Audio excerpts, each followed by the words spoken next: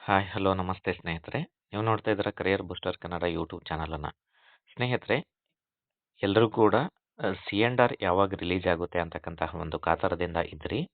ಆ ಎಲ್ಲ ಕಾತರಕ್ಕೆ ಇಂದು ತೆರೆ ಬಿದ್ದಿದೆ ಸ್ನೇಹಿತರೆ. ಹೌದು, ಅಧಿಕೃತವಾಗಿ 21/1/2026 ಅಂದರೆ ಹಿಂದೆ ಪ್ರಕಟ ಆಗಿರತಕ್ಕಂತಹ ಒಂದು ಕರ್ನಾಟಕ ರಾಜ್ಯ ಪತ್ರದ ಅಧಿಸೂಚನೆ ಇದಾಗಿರುತ್ತೆ ಸ್ನೇಹಿತರೆ. ಅಂದರೆ ಪ್ರಾಥಮಿಕ ಶಾಲಾ ಶಿಕ್ಷಕರು ಹಾಗೂ ಪದವೀಧರ ಪ್ರಾಥಮಿಕ ಶಾಲಾ ಶಿಕ್ಷಕರು ಅಂದರೆ PSTR ಹಾಗೂ GPSTRಗೆ ಸಂಬಂಧಪಟ್ಟಂತೆ ಸಿ ಆ್ಯಂಡ್ ಆರ್ ರೂಲ್ ಅಂತಕ್ಕಂಥದ್ದು ಮಹತ್ವವನ್ನು ಪಡೆದುಕೊಂಡಿತ್ತು. ಅದರಲ್ಲೂ ಕೂಡ ವಿಶೇಷವಾಗಿ ಬ್ಯಾಕಪ್ ಸ್ಕೋರ್ಗೆ ಸಂಬಂಧಪಟ್ಟಂಥ ಒಂದು ಚರ್ಚೆಗಳು ತುಂಬ ದಿನದಿಂದ ನಡೀತಾ ಇದ್ವು. ಆ ಎಲ್ಲ ಒಂದು ಚರ್ಚೆಗಳಿಗೆ ಅಂತಿಮ ಮುದ್ರೆಯನ್ನು ಒತ್ತಲಾಗಿದೆ. ಹಾಗೆಯೇ ಈ ಸಿ ಆ್ಯಂಡ್ ಆರ್ ರೂಲಲ್ಲಿ ಕರ್ನಾಟಕ ರಾಜ್ಯ ಪತ್ರದ ಈ ಡ್ರಾಫ್ಟ್ ರೂಲ್ಸ್ ಅಂದರೆ ಇದು ಕರಡು ಅಧಿಸೂಚನೆ ಆಗಿರುತ್ತೆ ಸ್ನೇಹಿತರೆ. ಇದು ಅಂತಿಮ ಅಧಿಸೂಚನೆ ಅಲ್ಲ. ಇನ್ನೇನು 15 ದಿನಗಳ ನಂತರ ಆಕ್ಷೇಪಣೆಗಳ ಸ್ವೀಕಾರ ಮಾಡಿದ ನಂತರ ಆಗ್ತಕ್ಕಂಥ ಒಂದು ಫೈನಲ್ ಈ ಡ್ರಾಫ್ಟ್ ಹೋಗಿಬಿಟ್ಟು ಫೈನಲ್ ನೋಟಿಫಿಕೇಶನ್ ಆಗುತ್ತೆ. ಅಲ್ಲಿವರೆಗೂ ಕೂಡ ವೇಟ್ ಮಾಡಲೇಬೇಕಾಗುತ್ತೆ. ಆದರೆ ಈ ಡ್ರಾಫ್ಟ್ ಒಂದು ಕರ್ನಾಟಕ ರಾಜ್ಯ ಪತ್ರದಲ್ಲಿ ಏನೆಲ್ಲ ಬದಲಾವಣೆಗಳು ಆಗಿದ್ದಾವೆ ಅಂತಕ್ಕಂಥದ್ದನ್ನು ನಾವು ಕೂಲಂಕುಷವಾಗಿ ಈ ವಿಡಿಯೋದಲ್ಲಿ ನೋಡ್ತಾ ಹೋಗೋಣ. ಸ್ನೇಹಿತರೆ, ಈ ವಿಡಿಯೋನ ತಮಗೆ ಇಷ್ಟ ಆಗಿದ್ದರೆ ಲೈಕ್ ಮಾಡಿ, ಶೇರ್ ಮಾಡಿ, ಕಮೆಂಟ್ ಮಾಡೋದನ್ನು ಸಹ ಮರಿಬೇಡಿ.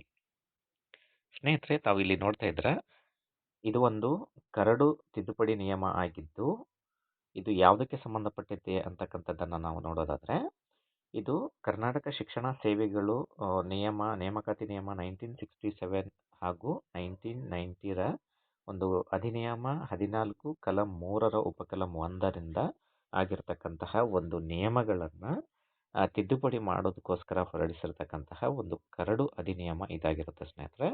ಇಲ್ಲಿ ಸದರಿ ಕರಡು ತಿದ್ದುಪಡಿ ನಿಯಮಗಳ ಕುರಿತಂತೆ ಯಾವುದಾದರೂ ವ್ಯಕ್ತಿಗಳಿಂದ ನಿಗದಿತ ಅವಧಿಯೊಳಗೆ ಸ್ವೀಕೃತವಾಗುವ ಯಾವುದೇ ಆಕ್ಷೇಪಣೆ ಅಥವಾ ಸಲಹೆಗಳನ್ನು ರಾಜ್ಯ ಸರ್ಕಾರವು ಪರಿಗಣಿಸುವುದು.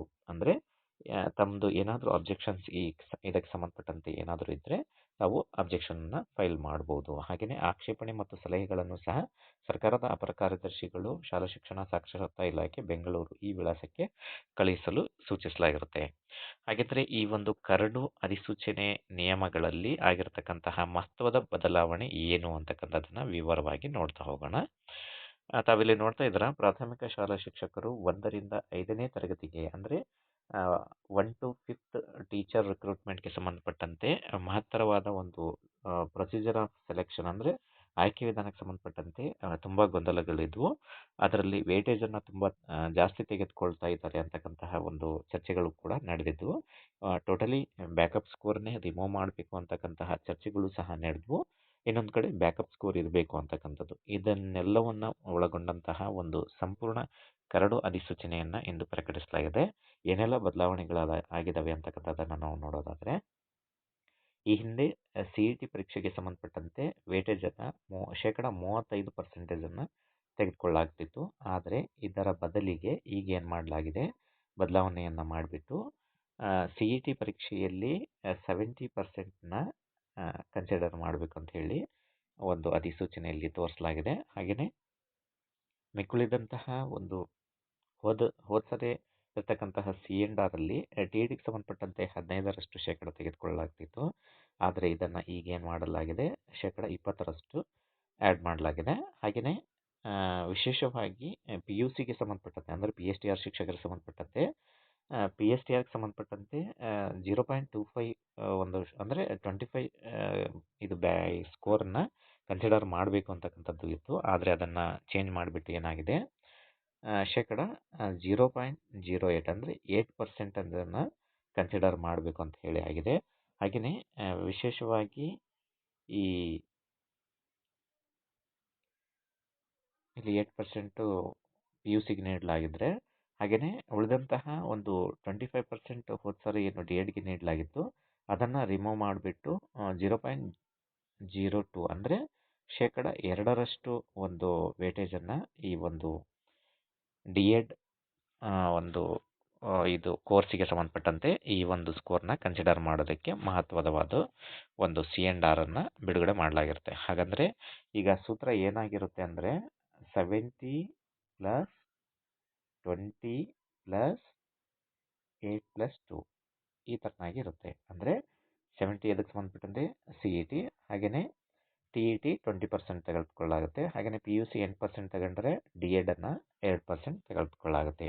ಇಲ್ಲಿ ವಿಶೇಷವಾಗಿ ಗಮನ ಹರಿಸಬೇಕಾದಂತಹ ಒಂದು ಪ್ರಮುಖ ಅಂಶ ಅಂತ ಹೇಳಿದ್ರೆ ಈ ಒಂದು C&R ರೂಲ್ ಅಂತಕ್ಕಂಥದ್ದು ಶಿಕ್ಷಕರ ನೇಮಕಾತಿಗೆ ಸಂಬಂಧಪಟ್ಟಂತೆ ಗೇಮ್ ಚೇಂಜರ್ ಆಗ್ತದೆ ಸ್ನೇಹಿತರೆ. ಹೌದು, ಯಾಕಂತ ಹೇಳಿದ್ರೆ ಇಲ್ಲಿ ಸಿಂಹಪಾಲು ಯಾರಿಗಿದೆ ಅಂತ ಹೇಳಿದ್ರೆ CETಗಿದೆ.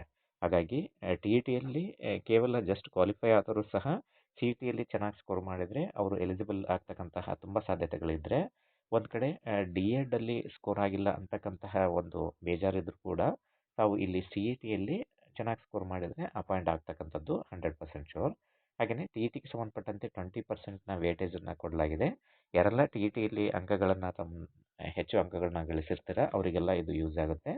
ಹಾಗಾಗಿ ಇಲ್ಲಿ ಟೋಟಲ್ ಆಗಿ ನಾವು ನೋಡೋದಾದರೆ CETಗೆ ತಾವು ಅತಿ ಪ್ರಾಮುಖ್ಯತೆಯನ್ನು ಕೊಡಬೇಕಾಗಿರೋದು ಅತಿ ಅವಶ್ಯಕವಾಗುತ್ತೆ ಈ ಒಂದು C&R ನೋಡಿದಾಗ. ಹಾಗೆಯೇ GPSTRಗೆ ಸಂಬಂಧಪಟ್ಟಂತೆ ಅದನ್ನೇ ಕಾಪಿ ಮಾಡಲಾಗಿರುತ್ತೆ ಸ್ನೇಹಿತರೆ. ಅಂದರೆ ಪದವೀಧರ ಪ್ರಾಥಮಿಕ ಶಾಲಾ ಶಿಕ್ಷಕರು ಅಂದರೆ 6ರಿಂದ 8ನೇ ತರಗತಿಗೆ ಸಂಬಂಧಪಟ್ಟಂತಹ ಶಿಕ್ಷಕರಾಗಬೇಕಂತ ಹೇಳೋರು ಒಂದು ಬ್ಯಾಕಪ್ ಸ್ಕೋರ್ನ ಯಾವ ಥರನಾಗಿ ನಿಗದಿಪಡಿಸಲಾಗಿದೆ ಅಂತ ಹೇಳಿದ್ರೆ ಅದು ಕೂಡ PSTRಗೆ ಸಂಬಂಧಪಟ್ಟಂತೆ ಇದೆ. ಇಲ್ಲಿ ವಿಶೇಷವಾಗಿ CETಗೆ ಸಂಬಂಧಪಟ್ಟಂತೆ 70%ಅನ್ನು ಕನ್ಸಿಡರ್ ಮಾಡಿದರೆ TETಗೆ ಸಂಬಂಧಪಟ್ಟಂತೆ 20%ನ ಕನ್ಸಿಡರ್ ಮಾಡಲಾಗಿರುತ್ತೆ. ಹಾಗೆಯೇ ವಿಶೇಷವಾಗಿ ಈ ಡಿಗ್ರಿಯನ್ನು ಏನು ಇದು ಸ್ಟಡಿಯನ್ನು ಮಾಡಿರ್ತಾರೆ ಅಲ್ಲಿ ಡಿಗ್ರಿಗೆ ಸಂಬಂಧಪಟ್ಟಂತೆ 8%ಅನ್ನು ಕನ್ಸಿಡರ್ ಮಾಡಿದರೆ BEdಗೆ 2%ಅನ್ನು ಕನ್ಸಿಡರ್ ಮಾಡ್ತಾರೆ. ಇದು ಕೂಡ ಸೇಮ್ ಫಾರ್ಮುಲಾ 70 + 20 + 8 + 2. ಹಾಗಾಗಿ ಎಲ್ಲ PSTR ಆಗಿರ್ಬೋದು GPSTR ಆಗಿರ್ಬೋದು ತಾವೆಲ್ಲರೂ ಕೂಡ ಹೆಚ್ಚು ಕಾನ್ಸಂಟ್ರೇಟ್ ಮಾಡ್ತಕ್ಕಂತಹ ಒಂದು ನಂಬರ್ ಅಂತ ಹೇಳಿದ್ರೆ 70%. ಅಂದರೆ CETಗೆ ತಾವು ಅತಿ ಹೆಚ್ಚು ಒಂದು ಫೋಕಸ್ನ ಮಾಡಬೇಕಾಗಿರ್ತಕ್ಕಂಥದ್ದು ಅತಿ ಅವಶ್ಯಕ ಸ್ನೇಹಿತರೆ. ಹಾಗಾಗಿ ತಾವೆಲ್ಲರೂ ಕೂಡ ನೆಗ್ಲೆಕ್ಟ್ ಮಾಡದೇನೆ CETಗೆ ಪ್ರಿಪ್ರೇಷನನ್ನು ಚೆನ್ನಾಗಿ ಮಾಡಿದರೆ ಖಂಡಿತವಾಗ್ಲೂ ತಾವು PSTR ಆಗ್ಬೋದು ಹಾಗೂ GPSTR ಶಿಕ್ಷಕರನ್ನು ಆ ಹುದ್ದೆಯನ್ನು ಪಡೆಯಬಹುದು ಸ್ನೇಹಿತರೆ. ತಮಗೆ ಈ ವಿಡಿಯೋ ಇಷ್ಟ ಆಗಿದ್ರೆ ಲೈಕ್ ಮಾಡಿ, ಶೇರ್ ಮಾಡಿ, ಕಮೆಂಟ್ ಮಾಡೋದನ್ನು ಮರಿಬೇಡಿ. ಹಾಗೆಯೇ ಸಬ್ಸ್ಕ್ರೈಬ್ ಆಗೋದನ್ನು ಸಹ ಮರಿಬೇಡಿ. ವಿಶೇಷವಾಗಿ ತಮಗೆ ಈ PSTR ಸಂಬಂಧಪಟ್ಟಂತೆ ಅಧಿಕೃತ ಸಿಲೆಬಸ್ ಯಾರಲ್ಲೂ ಸಹ ಇಲ್ಲ. ಒಂದು ಅಧಿಕೃತವಾದ ಸಿಲೆಬಸ್ ತಮಗೆ ಬೇಕು ಅಂತ ಹೇಳಿದರೆ ಕಮೆಂಟ್ ಮಾಡಿ. ಖಂಡಿತವಾಗ್ಲೂ ಮುಂದಿನ ದಿನಗಳಲ್ಲಿ ಅದಕ್ಕೆ ಸಂಬಂಧಪಟ್ಟಂತಹ ಒಂದು ಡೀಟೇಲ್ ವಿಡಿಯೋನ ಮಾಡಲಾಗುತ್ತೆ. ಧನ್ಯವಾದಗಳು.